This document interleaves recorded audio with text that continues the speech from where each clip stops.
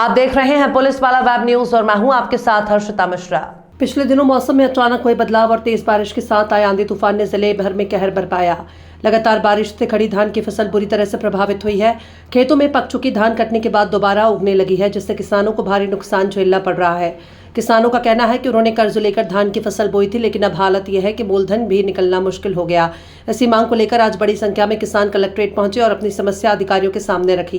किसानों ने कहा कि हर साल फसल बीमा कराया जाता है, लेकिन बीमा राशि का ना ही सही हिसाब मिलता है और ना ही समय पर भुगतान। किसानों ने चेतावनी दी है कि यदि 3 दिन के भीतर सर्वे कराकर मुआवजे की कार्यवाही नहीं की गई तो वे कलेक्ट्रेट में ही धरना प्रदर्शन करेंगे।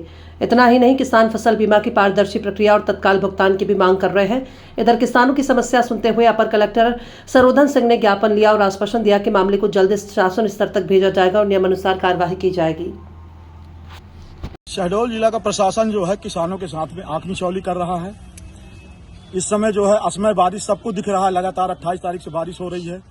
हर वर्ष किसानों से फसल बीमा के नाम से 4-4, 5-5 हजार रुपया ले लिया जाता है, लेकिन आज तक फसल नुकसानी बीमा किसी किसान को नहीं मिला है। हम लोग यहाँ समस्त किसान आए हैं और शासन से गुहार लगा रहे हैं कि हमको तत्काल सर्वे करा करके मुआवजा और प्लस फसल बीमा दिलाया जाए।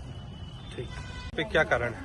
ये निश्चित तौर पर हम आज कलेक्टर साहब के यहाँ ये धान की जो बीज है, जो हम धान काट करके फसल रखे हुए थे खेत में, इस बेमौसम बारिश के कारण ये धान जो है आज इस तरीके से हमारे किसान भाइयों का जमा हुआ है, जो किसी काम का नहीं है, न ये खाने लायक है न बेचने लायक है।